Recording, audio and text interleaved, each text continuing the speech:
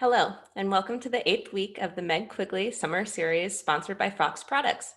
I'm Jackie Wilson, and I'm a member of the Meg Quigley Vivaldi Competition and Bassoon Symposium team. I hope you've been with us for some or all of our previous sessions, but if you missed any, we have all of the videos now available on our website, mqvc.org, and on our Meg Quigley YouTube channel. Our goal is to feature a diverse array of voices and for these sessions to serve bassoon students, avocational players, and professionals alike. If you'd like to support our continued efforts in these areas and beyond, please visit mqvc.org/donate to become a friend of MQVC. Today's session continues our exploration of the repertoire for the upcoming Meg Quigley Vivaldi competition. In the first half, we welcome composer Reena Esmail for a discussion of her unaccompanied solo Zinfandel. And in the second half, we feature Natalie Moller, composer of translations for bassoon and piano. Without further ado, here is your host for this session, Stephanie Patterson. Thank you so much, Jackie. And it's such a great pleasure to have here Reena Esmail. And I'd just like to start off by having you tell us a little bit about yourself and why you decided to become a composer. Yeah, hi everyone. It's so great to be here. I've been seeing your sales come in on my website of Zinfandel every few days. Someone's buying the piece, and it just makes me so thrilled. And I hope some of you are listening. Thank you for engaging with my music, and I'm sure you've been practicing it. And I hope this is really fun for us. So, Stephanie, yeah, to answer your question, I started composing. I grew up in Los Angeles. I grew up wanting to be a pianist. And I think sometimes when you're younger, you see performers and you think that that's the only way you can engage with music. And so I was really serious about performing, practiced so many hours a day. And then I realized that I had this really debilitating stage fright. Like, I am not good on the stage at all. And so once I kind of realized that, I thought, well, what kind of career am I going to have as a performer if I am terrified every time I go onto a stage? So in my senior year of high school, I went to an arts high school, and my teachers, my theory teachers, said, hey, we're looking at your work and we think you might be wired like a composer. Why don't you just take this Friday elective and see how you feel? And it's just like, after that, everything happened very, very quickly. It's just like I dipped my toe into composition, and all of a sudden, like, doors just flew open. So yeah, it's been about 20 years since that time, but yeah, that's how I decided to pursue composing. Awesome. Well, and having played and heard your music, we're really glad that you did. I think me too. that it's such a joy to play your music. So I'm curious specifically about Zinfandel, which is in the final round of the Meg Quigley Vivaldi competition. And how did you come to write this piece, and sort of what was the process and the inspiration? Yeah, it's a really interesting story about, for those of you who might know some of my other work, what's going on my headphones here? Let's just try to, not sure what's happening. Well, it's just going to be there. That's fine. So yeah, for those of you who know a lot of my music, I work between the worlds of Indian and Western classical music. And you might ask why you're playing a piece called Zinfandel when a lot of my music has like Indian titles and stuff like that. And the story actually goes back even further to the time when I was in high school and became a composer. So at that time, I had written this solo flute piece called Chardonnay, and it was just the piece that I used for my college auditions and stuff. And it was actually the piece that probably got me into college. So I did my undergrad at Juilliard, and I took it to my audition, and wrote it like 3 days before the audition. So so basically, then I thought, I had this dream for years. I was like, oh, I want to write this 5-movement suite with a wine name for every woodwind instrument. And of course, like, life went on, and I didn't get to do it. But then I was at Yale, and I was just kind of trying to figure out Indian classical music for the first time. I was in this class. I was just kind of at the very beginning of my journey. And I, on a totally other note, happened to be in a study as part of, like, one of the research studies at Yale, where someone was studying rhythm. And the guy who was studying rhythm was just, whatever, I was part of this research study, but he was fascinated by my music. And so he commissioned a piece for Tariq Masri, who's a great bassoonist, and it happened to be his son-in-law. And so And that's how the piece came about. And he said, I just love this idea that you had wanted to do wine names. Can you do a solo bassoon piece, and can you name it Zinfandel? So I was like, okay. So that's kind of how the name of the piece came about. But the content of the piece, you know, like I said, it was just at the very beginning where I was hearing these Indian classical concepts for the first time and trying to figure out how to parse them in Western classical music. So I'm almost thinking, like, if you play my music now, 10 years later, a lot of things are very clear because I've kind of figured out the system. But for all of you, I mean, think of it as just a first step into an unknown. If you were to take a language that you don't speak and try to have to write it down on paper, how, like, you know, just in your, you have to just try to figure out how to relate it to something you know. So, you know, that's why you'll see, and I'm sure, you know, you'll ask me questions and we'll get into it, but there's a lot of feather beams. There are a lot of things that don't have values that are really specific note values, you know, and it's because those concepts were just making sense to me for the first time. That's really that's actually really cool, because as a bassoonist who's never played Indian classical music, it was like that for me, and I'm sure for a lot of the people learning the piece, is that it's our first foray into that style of music as well. So we're like on the journey with you. Yes, that's No what way. I hope. You know, I hope that you see it as that, because I mean, certainly now I'm someone who has worked for 10 years in between these two traditions. And if I were to write another solo bassoon piece now, which I hope I will, I'm so encouraged by all of you playing this piece, you'll see how the style has coalesced. But yeah, it is at the very beginning of that style. That's great. So sort of going along with that, since you do mention that you were starting to study Indian classical music, I guess my first question is, why did you decide to study Indian classical music? Was there like a moment where you thought, oh, I want to do this, or had it been percolating?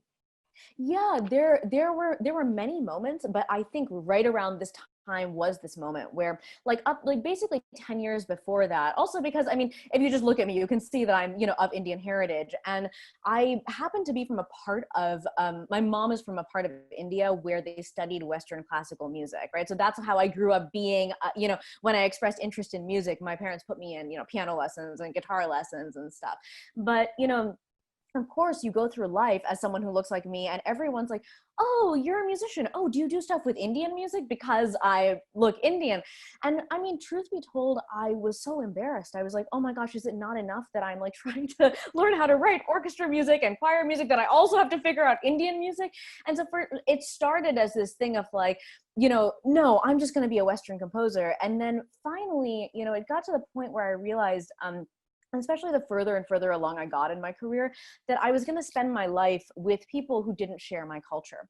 And I thought, like, okay, that's fine. I'm happy to be in America and be doing that. But I also really wonder, who are the people who are the Indian women who make music? And there are tons of them. They just make a very different kind of music. And so I thought, okay, let me try to figure out who these people are so I can, you know, really cultivate those relationships. So, and started from that point, but it took me literally probably 10 years, from about 2001 when I started composing, to all the way to 2010 to get to the point where I was actually starting to study it. And, you know, I mean, this is a point to all of you who are listening, that, you know, sometimes there's the thing you think you should do, and then there's like the thing over there you really want to do, and you're like, oh God, that thing is so cool. But you feel like if you stop for 1 second and just look just out of the stream that's ahead, you know, the river is just going to leave without you, you know, and you're just going to be stranded. And that's what I thought for years. The minute I start studying Indian classical music, you know, my career is going to be done. And finally it got to the point in 2010 where I was taking a class at Yale. They had hired a professor to come from New Delhi and teach us Indian classical. And I said, I would be crazy if I didn't take this class that was right in front of me. And that was the moment where I said, okay, I don't care if I never work again. I really need to just pursue this. And what's so funny is that the thing that I thought was going to like kick me out of the running actually ended up being a thing that I've built my entire career on. So, yeah. Yeah, that is so cool. And we're actually getting some listener questions. So great. the first one, I'm going to sort of tie it. Somebody wants to know if you studied Carnatic or Hindustani style Indian classical Yeah, music. I studied Hindustani classical music. So I study I studied vocal music, khayal. And so yeah, that's what I've studied. And I studied with the most famous teacher I had that I studied with was Lakshmi Shankar, who was Ravi Shankar's sister-in-law. So I studied with her until she passed away. And now I study with Siley Oak, who is amazing. Yeah. Cool. And then also a question, if we have any tips for studying and practicing this piece, which I'm sure we can both answer that, but maybe you could tie that into, you know, tips for people who don't know the style of music, and if that can help them study and practice the piece, if you have any advice. Oh, absolutely. So, I mean, number one, I would say it might be nice for you to just get a sense, if you listen to some Indian classical vocalists, and I'm sure you could probably, you know, just go online and hear some things, and maybe I can even send examples out afterwards. Like I said, I mean, I study Indian classical music, but I'm not like a professional Indian classical singer the way that some people are, or the way that I'm a professional composer. So I mean, just listen to it to get a sense of the style. The style, I mean, I love kind of that when it starts in that low end of the bassoon, there's something that's really similar to that low vocal improvisation in Indian classical music. And I would just kind of listen to that and get that in your ear. And then the other thing is, I would try to see if you can sing the phrases a little bit, because I know the mechanics might work a bit differently on the bassoon, and it might, you know, it might feel a little like slightly awkward at times, but if you sing your way through the phrases, it might really help. I would definitely second that for sure. Yeah. And I might say that one thing I noticed in playing the piece was that, you know, in Western music, we talk about like the leading tones and the half steps and all that. This music is not necessarily based on that sense of tension and resolution. And that's what makes it so cool, is to sort of feel the different scale and the different type of arrival. And yeah, and the pacing is also so different in so many ways. You know, it's like, in a certain way, Indian classical music is just moving forward for longer. Like, you don't kind of stop in places the way we do in Western music, because, I mean, I'll say this, like, say you're playing, you know, you're playing with a wind quintet, or you're playing with a pianist or something. You don't necessarily have a percussion instrument in there, but you and whoever's playing with you, even if you're line instruments, you're responsible for the meter. And so in Indian classical music, that's not the case. If there is a beat, there will be a percussionist there who is doing the beat really explicitly. And so your job is to kind of come as far away from the beat as possible. So that's why Indian classical music, the lines just have this like timeless quality to them that we can't afford to have in Western classical music, because we don't have just a percussionist there beating every beat for us. Yeah, that is so true. Kind of building from that. So you use a lot of the feathered beams, and for me personally, and probably I've seen my students do this as well, we have the tendency to want to make it really like strict, like, okay, I'm only getting faster and I'm only getting slower here. And I know that after listening to the vocal music, I don't think that's what you were going for, right? Like, you want it to be more flexible, right? I think I have the feather beams there as a way to kind of throw you off having to be really metronomic, right? And it's like, I mean, again, the thing about Indian vocal music, and I mean, any Indian music, you want to realize is that it's split from Western music probably more than 1,000 years ago, because Western music has notation. And Indian classical music, I mean, it has notation that is probably the equivalent of what we would say like neumes are. So they're like way before even notes or big kind of bare staves. And so the point of Indian notation is just to remind you what the tune is, but you would never read off a score if you were doing Indian music.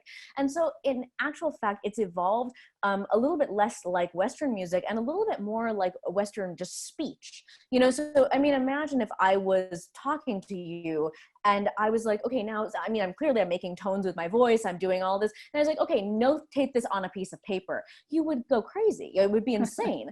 And if you looked at the notation, the rhythm would be so weird and stuff. So basically, in a way, what I want you to do is play the phrase, listen to it, and then almost kind of try to teach it back to yourself with making like a mental picture of what you think that phrase is in your mind. So I sometimes will just make these kind of circles when I'm singing. And, you know, if you watch videos of Indian classical musicians, they use their hand a lot as they're singing, and they're kind of giving you the gestures, or like, na,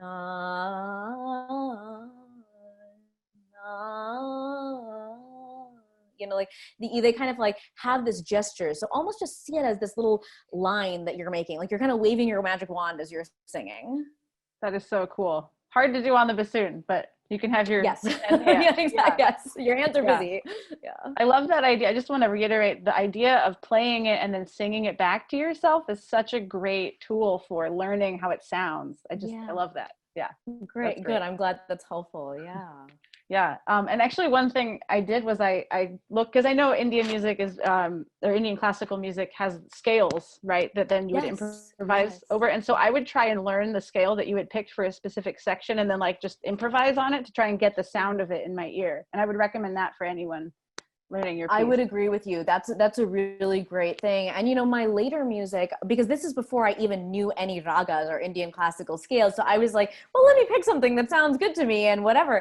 So I mean, I couldn't even reference a scale for you, but in almost everything afterwards. So basically, I wrote this piece. I wrote a piece for orchestra. I wrote a piano quintet, and then I went to India and came back. Right. So basically everything after that time is much more codified in terms of like, this is the rag that it's going to be. This is what you can listen to. And this is kind of in this amorphous place before that. But I would say, yeah, it's really clear because the notes kind of repeat. You can just play up and down the scale and then just mess around with it a little bit and see what phrases you can come up with and then kind of come back to the piece. Yeah. So cool. So we've talked a lot about the first section. Let me see. We got so excited about this. I kind of diverged from my questions. Oh, totally fine. Yeah. Are there elements of the Indian classical music that were more difficult to pull into a Western setting? Like, yeah, I mean, I think probably for bassoon, the most difficult thing is like the slides, you know? And it's just like making it, because I mean, even at that point, I wasn't, I was like trying to figure out what the bassoon was and how to write for that. And I mean, granted, I had written for bassoon, I guess probably in an orchestral context before, or like in a chamber music context before, but I have no solo bassoon pieces other than this, or I didn't even write my woodwind quintet until later. So I was trying to figure out, you know, the specific ways the bassoon sounds in different registers and stuff like that.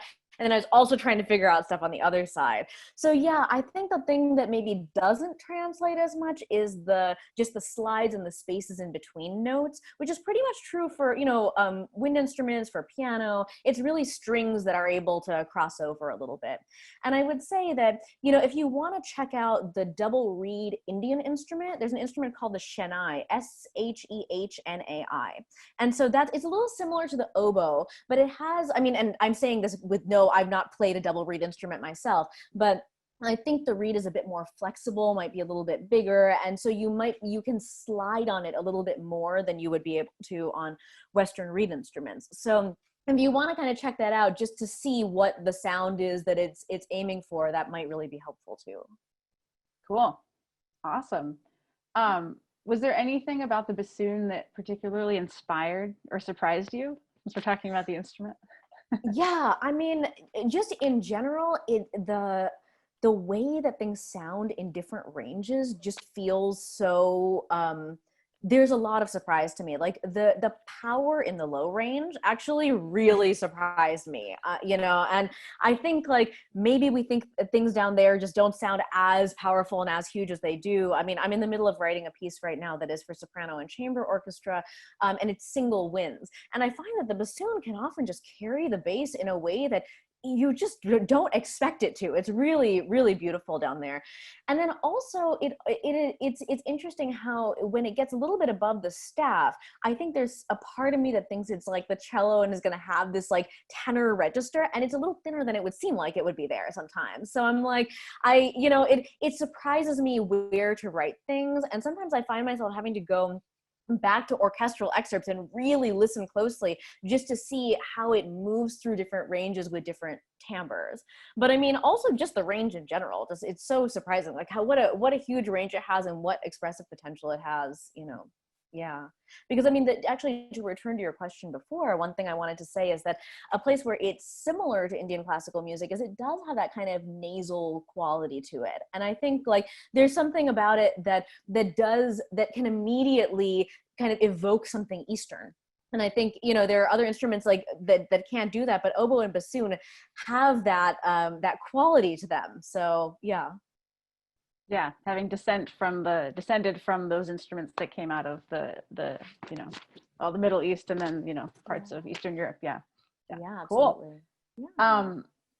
Is there, let's see, we haven't talked a lot about the second half, I guess the wine section. I think of it as the wine part. Is there anything about that section that it sort of contrasts with the first section? But Yeah, I mean, I just think of it as, I mean, in a way, like, you know what I was saying before, like, you can't really slide in between things on the bassoon. So I was like, okay, if I'm not going to be able to slide between things, you know, the other section is also kind of like, there's a few notes that just repeat and repeat, and it feels like you're getting into these little tornadoes of stuff that you can't quite break out of. And so then for the second section, I was like, you know, I want to just skip around a bit. I want it to be freer and lighter. So that's, it kind of contrasts in that way. And I mean, again, like the thing that's so beautiful about the bassoon, the ability to articulate notes so differently, you know, to slur them together, to break them in certain ways. And I think, especially for double reeds, one of the most distinctive things is the beginning of the sound. You know, that's like what makes it what it is, that attack. And when, you know, you're thinking of writing for a double reed in an orchestra, you're always clear that attack is going to be how, you know, how people hear the note. And it's so painfully obvious to us. right? Yeah. But it's just, you know, and when it's done right, it's like it's so beautiful. And so I guess in a way, I feel like this section is all about attack and like less about sustain or decay. Yeah. Oh, I spent so much time thinking about what articulation to use in that section. But it's so your image of the I guess it's liquid, right? It doesn't necessarily wine, but the light right on the. Right, exactly. And just like a little, you know, it's like even if you go to the ocean or you're looking at the ocean from a plane, there's just these little glints that kind of come out. That was what was in my mind, that kind of image. So, and there's this dark, deep thing below, you know, but you're just kind of dancing on the surface of something. So that was what I was thinking of there. The sea monster is below, you know, it's yes. there. Yes. Well, so I have to ask, do you have a favorite passage or section of this piece, or yeah, I think, that's interesting. I kind of think maybe at around page 2, where it's kind of leaping up to these things and then coming back down, and it's like just pushing the higher register more and more. I mean, I love it from the point of view of like, I'm always interested to see how a performer is gonna handle that, you know. Yeah, there, exactly. Magical. Yes, exactly. Where it's just boldly there, you know. I love hearing and I love seeing when a performer really just goes for it, you know. And I think I just think like with my music, there are certain places where you just have to commit to it. Like it's not gonna, you know, you can't be like, well, am I gonna appropriate things? Oh, well, is it gonna sound too? You just have to be like, no, I've just gotta own this, you know. And so this is the moment where when a performer owns it, it makes me so happy. Awesome. Yeah. What about you? Do you have a part that you like? Gosh, I mean, I'm trying to, there's so many really amazing things you do. I really like the back and forth that happens in the next section. So kind of at the bottom of this page where it says distant, and you have the like really high and the low, and just playing around with the dialogue there really got me kind of inspired to think about, like you were saying, the different ranges of the bassoon. I think you really, you got it there. And like, it's a great place to play with vibrato and like not using it and using it and kind of, yeah. And I think that is just definitely a place that shows how much I love those different timbres and putting them together. Yeah. Yeah. No, that would be a maybe one of my favorite sections. Although the end is pretty, let's see. Right. There's some stuff at the where it kind of comes back. Oh, I have my pages all out of order. Oh yeah, where it's some of the beginning stuff and then it's some of the end stuff. Yeah, it almost gets a little bit like,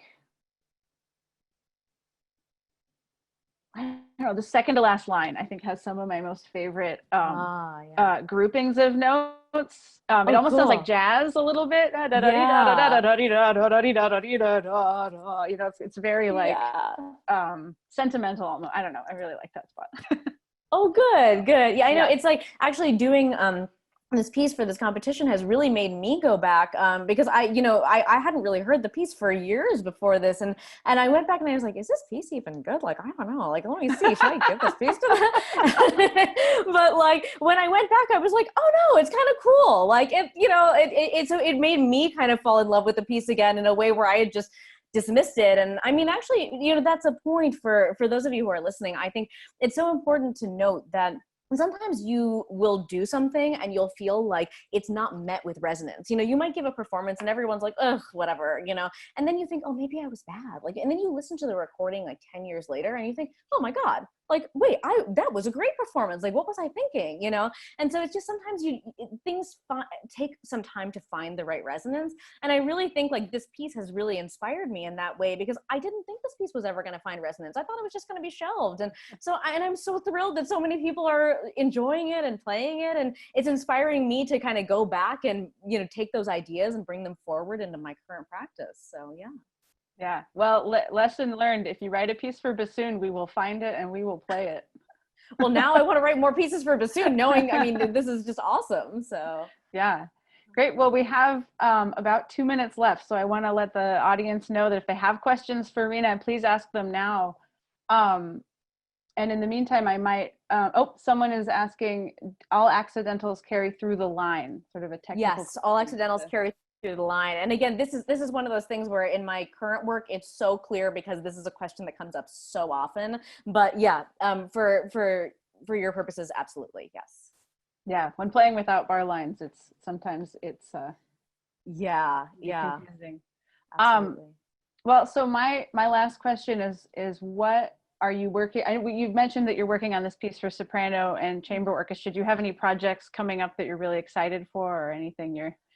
Yeah, I mean, it's been so interesting in this time because, I had a whole bunch of orchestra things that I was doing. I was writing 2 pieces for Seattle Symphony, a concerto for sitar, the Indian instrument and orchestra, and then a big overture for them. And so all of that has kind of gotten pushed to next season. But then a lot of my chamber stuff has gotten like moved up. But I mean, one thing that I've been doing in the quarantine that has been really interesting is then, I'm the composer, artist in residence with LA Master Chorale. And so I've been writing the series of pieces that singers can perform just with themselves. And so it's, it's designed for multiple voice madrigals, but like they're designed for you to be able to just record one part at a time. And in a way, it's really cool because, even if you're an instrumentalist, you could also just play these. So I'm in the process of writing them right now, but it was inspired by, 2 friends of mine, one of whom is a singer in the LA Master Chorale, and one of whom is an oboist who was like, oh, I would love to try these things on oboes. So, it's really interesting to imagine, when you're singing, you are the best match for your own voice. And also when you're playing, if there were like 4 bassoonists, all of whom were you and had the same tone and stuff, think of how beautifully you would blend with each other. So, it's just interesting to have these different parameters and be able to write into spaces that just wouldn't exist before, these kind of intimate spaces. So yeah, that's what I'm excited about right now. Awesome. Well, I hope there's a bassoon version. Or we can make one. We can. I'm sure there will. Yes. You guys are so ingenious. I'm sure like you'll figure it out before I do. So yeah. Awesome. Well, Reena, it's been so wonderful to talk to you, and I'm very sad that we have to end now. Yeah. But I'm really looking forward to all the Quiggles performing your piece and hearing the different versions of it. And I hope it has a long run in the bassoon universe. So. Thank you, and thank you everyone for listening. This has been really delightful. Thank you. Bye. Bye. And now we're going to welcome composer Natalie Moller, who wrote translations for bassoon and piano, which is also in the final round of the Meg Quigley competition. So hi, Natalie, welcome. Hello, thank you so much for hosting this, and to MQVC for inviting me here to speak with you. And also, sorry, is my internet out? Yeah, no, you're good. You're good. Okay, your video froze. I'm sorry, my internet has been giving like unstable messages. So if I cut out, please let me know. And also for programming my piece as part of the competition. Well, thank you for writing such a fantastic piece. I have definitely played it a lot, and I feel like it's like family. Thank you so much. So it's great to have you here. Would you be willing to tell us a little bit about yourself and why you became a composer? Yeah, kind of to echo what Reena said, I also started as a pianist with debilitating stage fright. So it became obvious to me also quite soon that that was not really the way that I wanted um, to engage with music. So as much as I wanted to share music with people, I didn't want to be the vehicle that was doing it. um, and from a young age, I was also really interested in writing. So when my piano teacher, when I was like a preteen, suggested that I try just composing a little piece on the piano for myself, I was really captivated by it and really excited. It seemed kind of like a natural transition from writing words to writing music, and I ended up studying it in college, and now I do it freelance. Awesome. And I believe you also write, you still write words, right? Is that? I'm trying, yes. Yeah. Well, that's great. I mean, I think that that's a really a close connection between writing music and writing words that you both have touched on. So your piece is called Translations, and the subject is these words from other languages that don't really translate into English, but that we have a similar, like we recognize the emotion or the feeling, we just don't have the words. So can you tell us, how did you pick that subject, and why did you pick these particular words? Yeah, so the way that I found this subject, I guess, is just a silly coincidence. Kind of stumbled on it on the internet. There was a website that had a much larger list of these untranslatable words, and I was really fascinated with it. And this is around the time that a bassoonist, my undergraduate, had approached me about writing a piece for him.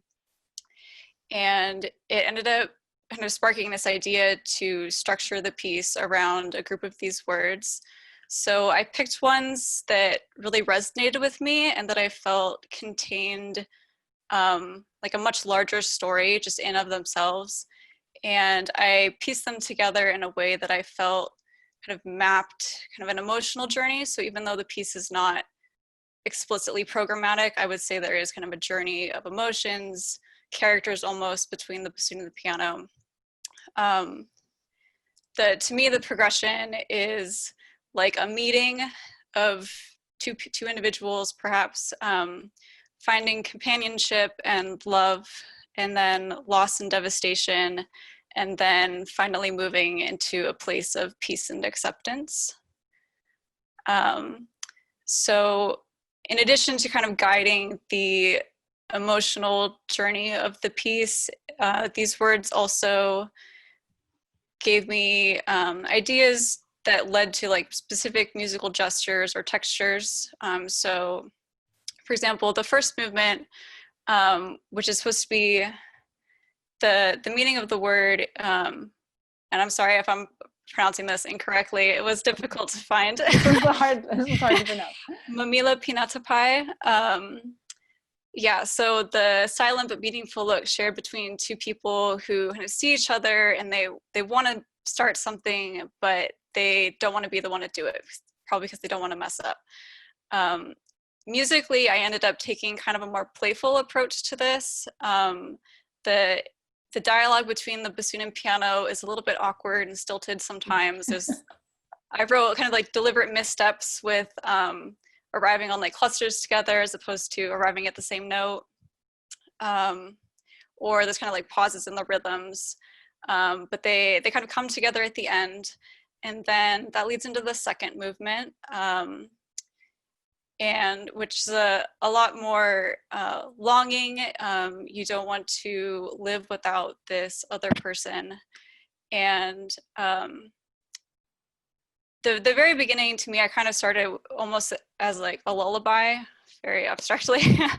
And it gets a little more anguished at the end with this like a realization that that loss is inevitable. And then the third movement, that loss is represented by the piano being gone for this movement. So solo for the bassoon. And the word lapel, or the phrase lapel du vide, is the call of the void, like a feeling that, and I was glad that I found this because I have felt this and we have no word for it in English. I too have felt this. Yeah.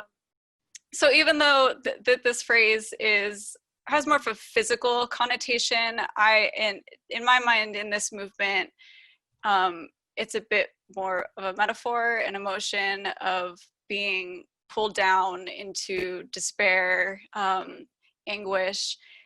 So this translated, sorry, no pun intended, it's like descending gestures and kind of this struggle to get higher and to like overcome, but by the end it is pulled all the way down into the lowest register of the bassoon and then passes over into the piano. The fourth movement, I used a lot of repeating notes with the idea that it kind of helped represent this feeling of not being able to let go. I would say that I don't usually write a whole lot of repeated notes in my melodies, so that was something like for me it was like a distinctive choice and kind of contrasting against the way that other melodic material is in the piece. And then the fifth movement, Wabi-Sabi. So this is a very simplified version of this concept, but it is a worldview basically that encourages acceptance of transience and imperfection. And I really tried to shift the piece into a place of peace and acceptance with a little bit of melancholy and nostalgia, with some references to motives from the earlier movements, but kind of making peace with them. Yeah, it's you know, I've never actually thought about it in performing it of the journey through, but I've definitely felt that like arc of the five movements, and how when you play that last movement after having played the first four, it's totally different than if you just are playing it by itself. It definitely has that feeling of like a whole, you know, a whole story, which is really amazing how you created that. So yeah, that's a great point. That I mean, I heard you play the third through the fifth movement, which kind of I feel like captures. Starts at the peak of the crisis, and then yes. we have the resolution. It worked. Well, and I love hearing, I've never even, the third movement can have so many different meanings if you just think of it as the call of the void, and to feel about it as like actual loss. I've always thought of it as that actual, like, what if I jumped, you know, feeling. But to think of it as loss, now I'm going to have to go play it again with that in mind, because they're, you know, it changes, you know, one's perspective on it. And I was thinking, you were talking about the Saudade movement. If those of you in the audience listened to last week with Benjamin Coelho, who was talking about the Siqueira, and there's repeated notes in the piece, and it's a Brazilian composer, and he's just, you know, the vocal quality of the repeated notes. So it's really interesting that it's that movement that has the repeated note gestures. Yeah, which I don't, maybe it was unintentional, but it is very evocative of several pieces I can think of for bassoon that have that vocal repeated, like pleading feeling about them, which is actually quite difficult to produce. So I recommend working on that aspect of it, because it seems simple, but it's not very simple. If I can add to kind of a peek behind the scenes, the very first version of the piece, actually those repeated notes were all alternate fingerings. And when I ended up working with a bassoonist in person, he's like, you know, it would really be a little easier and give us a little more freedom to be more expressive if it was just the normal fingering, and then we will take the responsibility of altering the notes. I was like, that's a fantastic idea. Yeah, and if we can do a shout out to Kevin Eberly for asking for this piece. I'm assuming that's maybe who you were working with, but we are so grateful that he, you know, spawned this piece from you or commissioned it. Sorry, I'm collecting my, so when you were researching these languages and these words, was there anything that struck you or that was particularly memorable? I know you've already kind of talked about them, but so especially revisiting this piece now, I wrote this 8 years ago, so it feels like about 3 lifetimes ago. I still really connect with Wabi-Sabi, and on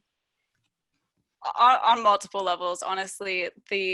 From kind of a creative aspect, this idea of trying to let go of perfection. Like I'm a perfectionist, so it's really hard for me to even put the notes down on the page or put the words down on the page if I feel like they're not just right.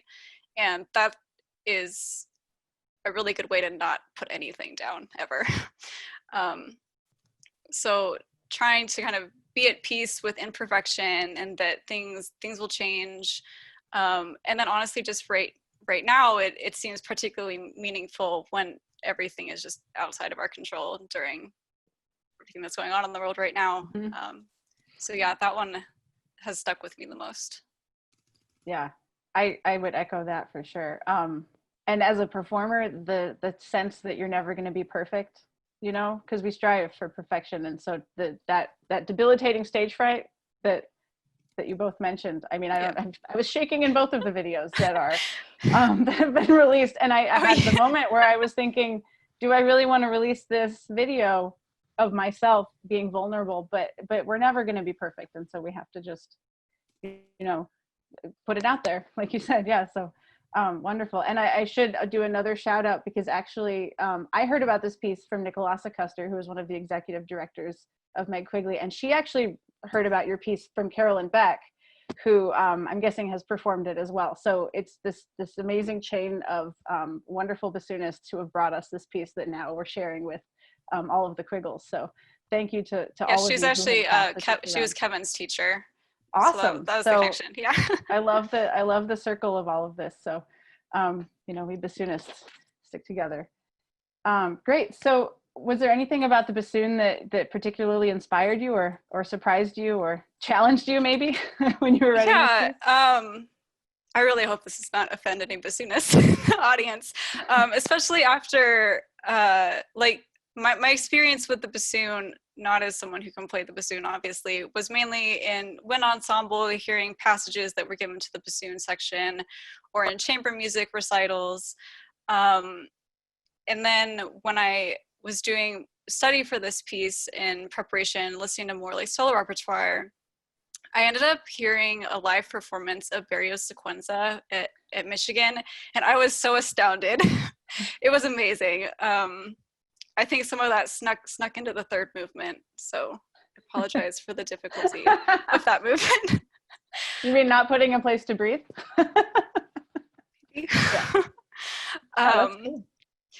And to echo what Reena said too about the range is really incredible, and the variety of the timbres within the different registers, and that aspect helped me shape different moments of the piece.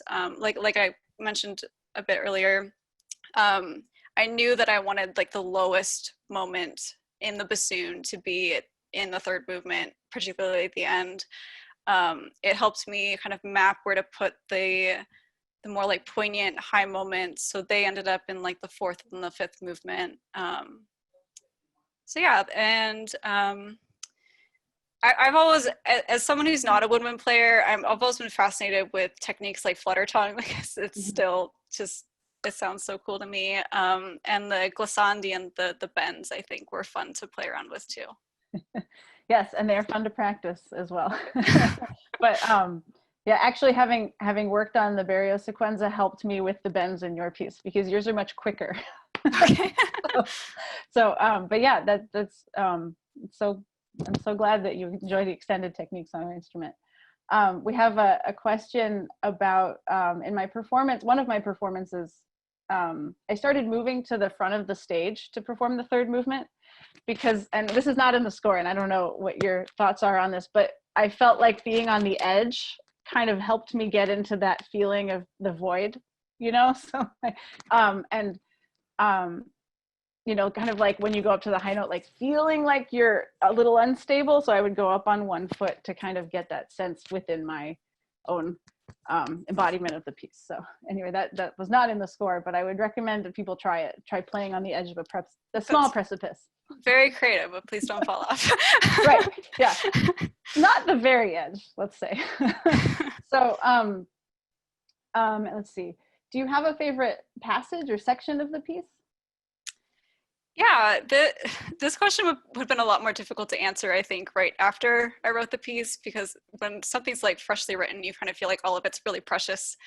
But I'm still really fond of the handful of measures that lead up to the high note in the fourth movement, as well as the transition between the fourth and the fifth movements. Like, I think what I was hoping to accomplish there, at least I hope I did, in terms of the transition from this like mourning loss to peace and acceptance. So I mean, that's a fairly lengthy section that the piano kind of takes over, and then when the bassoon that sneaks back in the fifth movement. But I would say those are my favorites. Yeah, those are, I get chills usually at those sections, even just listening to the recording. Just there's something subtle that changes in the character. And you actually already mentioned my favorite section, or my favorite spot is at the end of the third movement. The bassoon finally descends as low as it can to the low B flat, but it's the piano that plays the low A right after. It's so amazing, because as a bassoonist, I want to cue that, but I realized in performance that you can't cue that low A. It has to just come from the pianist, and you have to just trust, that it's going to be the resolution of, what you thought. It's like you feel like the B flat is the arrival, but really it's that low A that then. Yeah, that's an interesting way to think about it. Yeah, so fantastic. It's all about the transitions. Okay, so as people are playing your music, is there anything you want them to learn or discover or, experience for these? I would say so this is just my personal feeling as a composer, is once I've written the piece, it's not fully mine anymore. I hope that performers will find something that they connect with in the piece if they've chosen to play it. And I really greatly appreciate all the people who are playing it right now. This is really amazing. I never expected it to revive like this. But I hope that you'll be able to tell a bit of your story with my music. So I hope that you feel like you're empowered to say something, that it's not just my message, it's also yours. Awesome. I love that. Because we want to, so often we're like, I want to do what the composer wanted, but it also has to come from us, right? And I think particularly with new music, like music that is so new that it maybe hasn't been recorded, I hope that that's not scary to performers, that you don't have like a map of what is correct, because it's really in your hands to find that. So I hope that's motivating and inspiring and not kind of scary. Yeah, it can be both. It's scary and inspiring at the same time.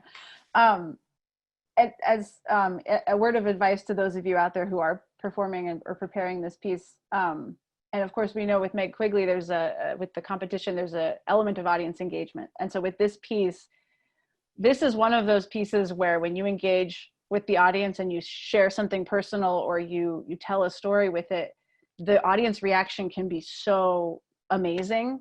And it can almost be difficult to play after having such an emotional, like, I have had that experience with this piece where I've talked about it on stage and then walked to the stand and realized, how am I going to play? I'm in like an emotional place where I'm not ready to perform. And so practicing that, like sharing an emotion or thinking about what you might say and then playing the piece, is very helpful, because then you know sort of how you're going to react to either what you're sharing about the piece or what you're thinking.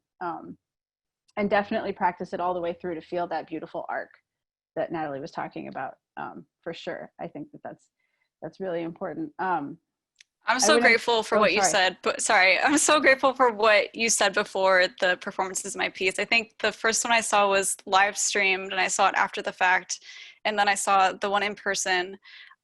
Both times I was tearing up, so I don't know how you managed to to perform after that, but it was really amazing, and I really appreciate you speaking for it and kind of preparing the audience. I think it helps.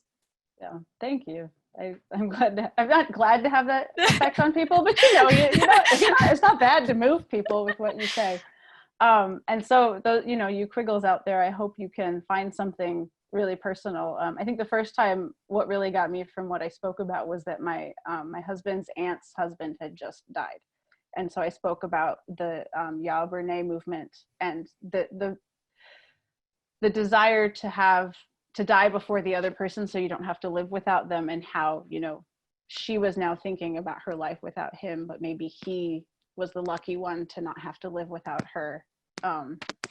That sort of, that's right there in the heart when I said it. And then later when I performed at Meg Quigley and I was thinking about my children and the struggle of balancing time, and the Wabi-Sabi and the Saudade movements really hit me that day. You know, it was what I was thinking about. And I think I got all of the I think I got some people in the audience with that same feeling of, you know, the struggle of balancing our time between the people we love and the thing we love to do, which is play music.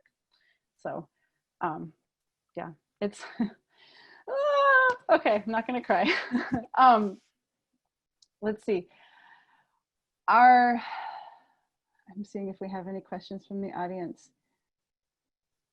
I believe I shared the experience at Meg Quigley. So are there projects you're working on now, or things you're looking forward to, or where do you see your creativity going next?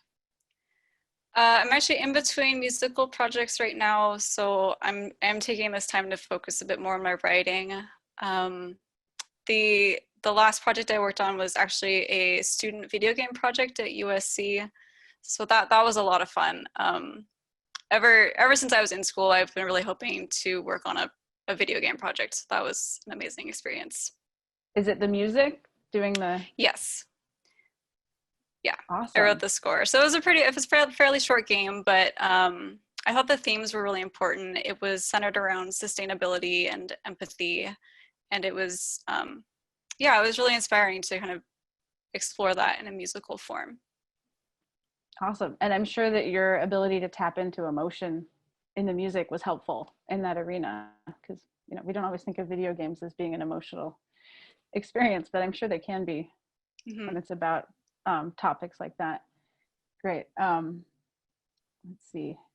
Well, we are going to wrap up pretty soon. Do we have additional questions or comments for Natalie and myself about this piece? I will say that the glissandi are not the easiest, so it's important to just figure out what works on your instrument.